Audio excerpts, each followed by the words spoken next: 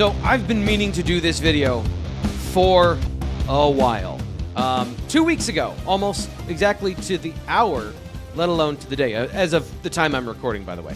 I asked Matt Campbell a question that, unknowing to me, has set the tone for our conversation about the Penn State defense through the first 2 weeks of camp. We are now into the third week of camp, and we're going to get to see the offense and defense later this week on Thursday for our second viewing of open practice. So that's the setup for what we're talking about today.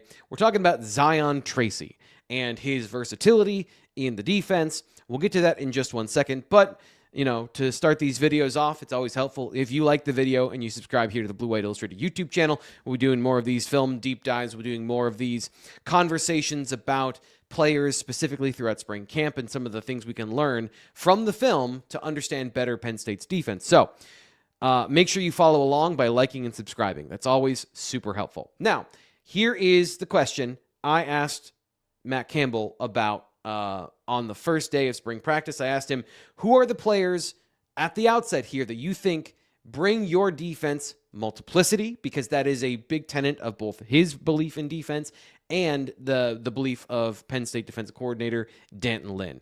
And the guy that he said off the bat surprised all of us. The one young man that has stood out to me from the day that I've gotten here to where we're at, I think Zion Tracy is one of the best football players that maybe I have coached, to be quite honest with you, in terms of talent, ability. Man, you talk about being great in the moment. I think you go back to his to 2 years ago, and he's the punt returner, the play he makes against Ohio State. I feel like every game, big moment, that guy has showed up and been an elite football player. And I think Zion can be one of the best corners in the country. I think he can be one of the best safeties in the country. I think he can play nickel. He can do a lot. And I think when you have a chess piece like Zion, it gives you the ability to start to kind of navigate the rest of the defensive structure kind of around him. I don't think any of us were surprised that Zion Tracy's a good football player, but one of the most talented that he's been around or that he's coached. And I think he meant specifically about making plays and physical talent, timely plays. It got kind of lost last year that Zion Tracy had a good year because the defense overall had a really bad year. And so I had to think about it. And I did not highlight Zion Tracy as like a guy that had a great year last year because there were so many other things to highlight, right? So I've been thinking about this since we saw the defense on Thursday of the first week of spring camp. And I've been trying to piece this together and explain what he might have seen from the film perspective, because I think Zion Tracy is a film guy's football player. Because a lot of the things he does, preventative, and they are subtly very good.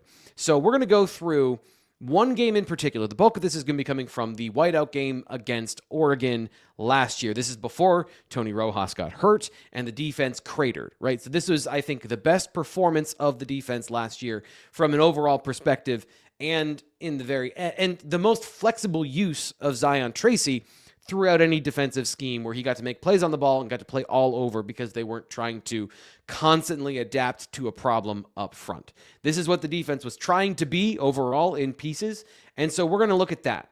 We're going to start with the basics. So not all of this is going to be revolutionary. We're not going to be showing you elite plays from all over the field, but a lot of this stuff is going to be standard, what you expect of this particular player in this particular situation, and he performs the task very well across the board. We're going to start with some standard nickel plays, things you would expect from a guy with Zion Tracy's size, his height, and his traditional position. So let's look at some standard situations that you're going to put a nickel defender in Jim Knowles' defense, and just to build the profile of how they used Zion Tracy last year and going through his career, the different ways he's been used. This is pretty standard stuff. So I'm not trying to make this revolutionary or how amazing, but this is good coverage. So not that you really need to know the coverages here, but this is a cover one robber where you're going to have this safety drop down and try and anticipate and jump some stuff. You got a deep free, and then you got man coverage across the board. It looks like zone for a second because A.J. Harris here in the slot falls over on his transition, and then you pick him up on this side kind of with the robber defender. But really, for Zion Tracy, this is just man coverage on a skinny post up the middle of the defense. Does a great job of playing off man, getting in position, getting his hands on the hip of the receiver. So now he's in the pocket, in phase with the receiver. Really good coverage. He's going to take a perfect pass in between a corner, in between his coverage and the deep safety to make this happen at all. Not that I honestly don't think that's the primary target on this particular play, but he does a good job of making sure there's no easy play to the 6'5" tight end that runs a 4.39 down the seam for a touchdown. This is the really impressive one because this is a tricky play from Oregon that I think is really good, but it didn't work out. And you see a lot of this from the Oregon offense where they were really prepared for this particular offense. Now, what happens on this play? It is important to know what Tracy is trying to do on this particular play. Now, they're running these deep posts, and then they're going to run a corner route here from the running back and then a shallow route here from the tight end. This is basically a sprint out for the quarterback where he's going to be reading a high-low here. They're trying to high-low Zion Tracy on this particular play. Now, a couple things happened really that are really helpful on this particular play, which one of them is that Amari Campbell absolutely destroys the second running back, so there is no high-low. But like in seeing these things, Zion Tracy sees the routes, and his job is to play this intermediate depth, right? It's to play right in this particular zone. He's responsible for this stuff to the sideline. But he sees the route combinations behind him, and he drops underneath the most threatening of those routes, and so he extends his drops a little bit deeper, and takes away the big play. So that's a really good, heady decision. Now, the quarterback does run for extra yardage on this play. That's not his responsibility. He takes away the big play in order to, keep them from getting this explosive corner route and the primary target on this particular play. And you don't get credit for this if you're Zion Tracy for fans or from the TV copy because you're just doing your job. But this is a very heady play from Zion Tracy in zone coverage from a nickel that they're going to use this upcoming year and leverage that football IQ. And one of the good examples why he's I think a coach's favorite in terms of like the anticipation, the intelligence he plays with, just like on this particular play, another zone situation where you're running some quick game, just a quick hitch here. He sees it and he's going to attack it very quickly. So this pass, instead of a catch and run situation, is like 2 yards maybe in this particular play. So a couple of different places you can play him in underneath zone coverage, and he's going to diagnose, read, and react, or play really well in man coverage to give you the peace of mind that you got a good coverage defender out there in 11 personnel.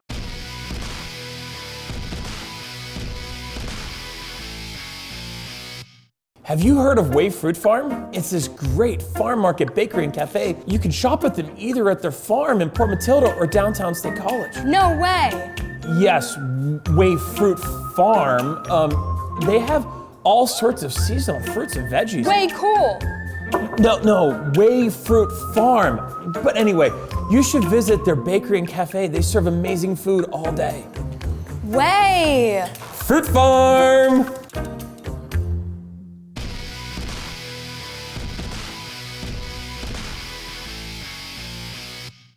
Not for nothing, but if on that last play, if Zakee Wheatley had jumped that route just a split second better, that would have been a pick six. So more than one player with good anticipation on the Penn State defense this past year.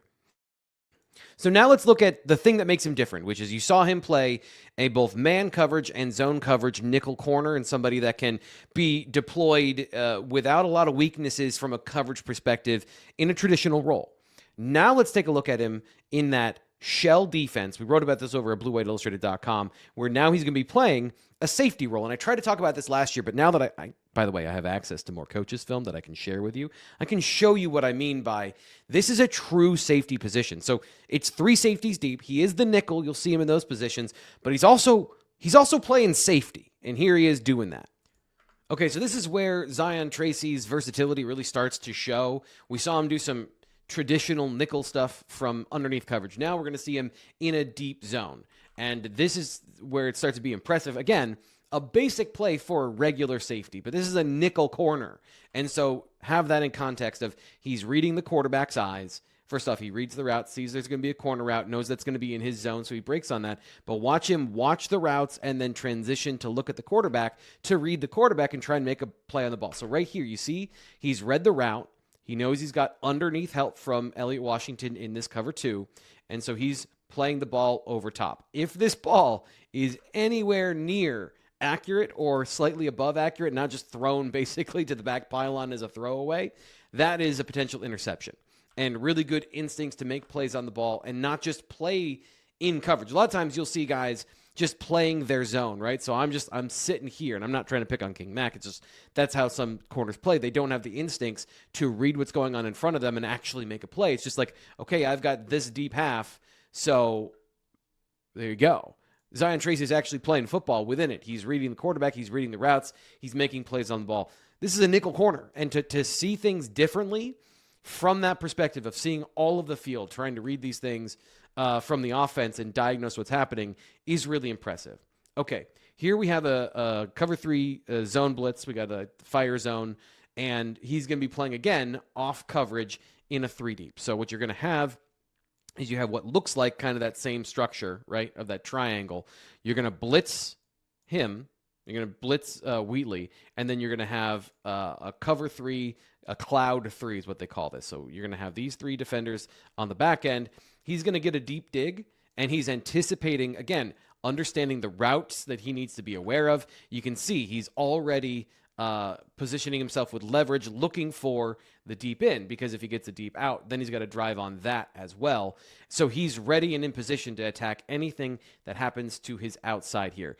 Good awareness, good teaching, and then drives on the ball. The important thing is like, okay, I know what I'm supposed to do, but can I actually do it? You can see him read transition. His downhill trigger as a defensive back is really impressive. Again, this is a nickel corner playing safety. These are off zone coverage skills, and the ability to cleanly get a pass breakup on this play is really impressive against an outside wide receiver. So now you can play safety, you can blitz, and you can still have a corner with corner skills playing deep safety. That's a very useful tool for a defensive coordinator, and one that they're going to leverage in a lot of different ways, but they're going to be doing that with a more traditional look where this is going to be, a linebacker probably. Like this is going to be the coverage shell with just these 2 guys back here instead of all the stuff they were trying to do with that 3rd safety last year. But because he's on the field, you basically still have 3 safeties from a coverage perspective. And so that's the secret sauce of what Zakee Wheatley, I believe, is going to be bringing to Penn State's defense. Now we're going to look at something different in just a second. Zion Tracy, I meant to say there at the end. Apologies for having too many different names in my head all at the same time. So that is the idea of what you saw last year. They're going to do similar things, but with a different structure. And this is something that D'Anton Lynn has done before. Kamari Lassiter, a less talented football player overall from an athletic standpoint, played both field safety and nickel on 3rd downs in 11 personnel situations for USC. I want to say it was either last year or 2024. I apologize. I should have had that. But he did that for D'Anton Lynn previously, and I don't think it was necessarily something he wanted to do. I think it was that they didn't have a nickel defender that they felt like they could play with. Now they have a guy they feel like they can play either at a deep free safety, which you saw just there, and that's a 2 high shell. He will be in a single high shell, I think, more often than in a 2 high shell, meaning he's the lone defender patrolling left to right as that deep single safety with another safety in the box stopping the run. So some different ways they can use him, but that versatility translates to 2026. Now, let's remember, we're going to quickly go back to 2024, and one of the better games that he had which was against USC in a very different defense under Tom Allen. Okay, so probably should have started with this, but we're going in chronological order backwards, right? So here's 2024, how he was used previously, which is entirely different from what we just saw. You see him in press man coverage in a very aggressive defense that's going to play 1 high safety, and they're going to take everything away. So stack the box with an extra player in the box, and then we're going to trust our defensive backs that they're going to be able to take away all of this extra space back here because they're so talented. Now, this is Zachariah Branch. He's the team's number 1 receiver as a slot receiver. He's also explosively fast, really good receiver. Zion Tracy, he has the feet to stay with elite players in the nickel, in press man coverage. Really good in these situations to show the right mirror. He matches, he gets in the hip pocket, gets a hand on the hip without interfering, and then makes a play on the ball, swats at the hands at the last second to get at the catch point and make a play. Clutch plays in clutch situations. Here we have first overtime against USC.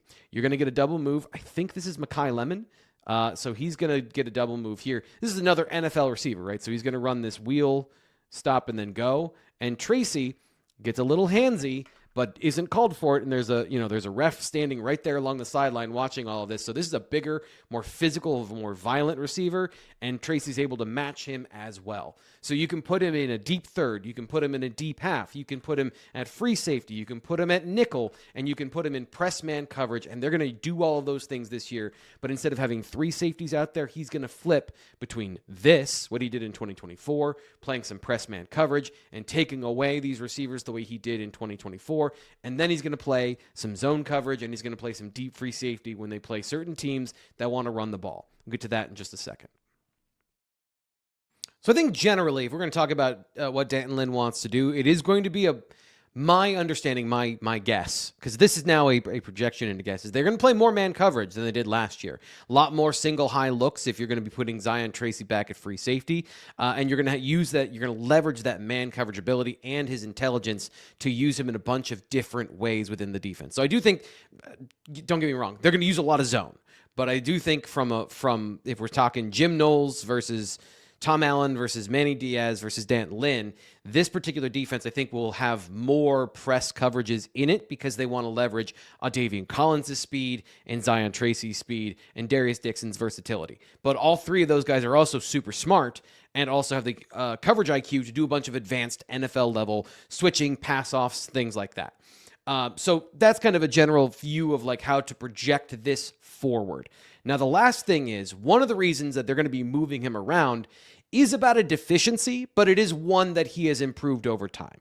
Okay, I threw this in here, honestly, because I saw it when I was looking for some of those other clips, and it's a good example of Zion Tracy is not a bad tackler overall, but he is a bad run tackler. So this is a run play, and his problems last year were more when he had to fit from depth. So let's say, he's here, and this is a Key Wheatley, and they're in some sort of too high shell or something like that. I'm doing a bad example here, but basically, like, he has to fill this from depth. That was where he struggled the most. In this situation, where all he has to do is read and then attack upfield, and he's protected by the rest of the defense, he can tackle. He's not a bad tackler, but he has more of a problem when the running back is coming downhill at him, right? So if the running back is coming downhill and he's got to make a collision impact as opposed to this bouncing running back and being able to attack when the guy's going east and west, he can make those plays. He can make those tackles. His tackling in coverage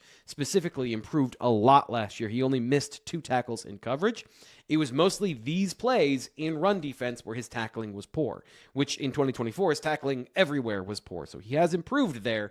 And this is an example of a position they're not going to put him in next year, because essentially the plan is they'll just flip him. So you play an offense that has 2 backs and a tight end, 21 personnel. You're not going to put Zion Tracy in the nickel. You're not going to just keep him there. So in these situations, they'll flip Marcus Neal and Zion Tracy and allow Neal to make this play. And Tracy will be here as the cleanup defender where he can do what he does best, which is chase these things down when they're going east and west, as opposed to I have to fit in the A gap or something like that. So this is just an example of his tackling and how it's not all atrocious everywhere, but selectively you do need to. And what the point is, they're going to give him the opportunity to make plays, but also hide some of the areas where he doesn't make plays. So in the end here, I hope that gives you a view of what Matt Campbell has seen on film from Zion Tracy, his versatility, and the playmaking of making plays on the football. Like his amount of forced incompletions over the years in various situations is impressive. And of course, going back to the special teams play, I didn't want to go all the way back to find that against Ohio State to give you that example. You can go find a highlight reel, right? But those are the instances of Zion Tracy making plays in big games against important teams on the schedule, and give you some of that context. Now, do I think he's the best player Matt Campbell has ever coached? I don't know if I feel that way. I haven't watched every single player that Matt Campbell has coached, but Zion Tracy is a good football player. And I think that building around the versatility, you can see what they're aiming at now a little bit better. So hopefully that helps out, and hopefully we'll get you to come back and watch more of these as we go throughout camp and as we get into more breakdowns of some of the things that we've seen on film that translate to this next season on Penn State's offense and defense with its new coordinators and its new scheme. So until then, make sure you go to BlueWhiteIllustrated.com. Wrote about this a bunch of times. Wanted to bring the film aspect of it to you as well so you can see it for yourself because everyone learns differently. And we'll be back with more of these here, both at BlueWhiteIllustrated.com and the Blue White Illustrated YouTube channel.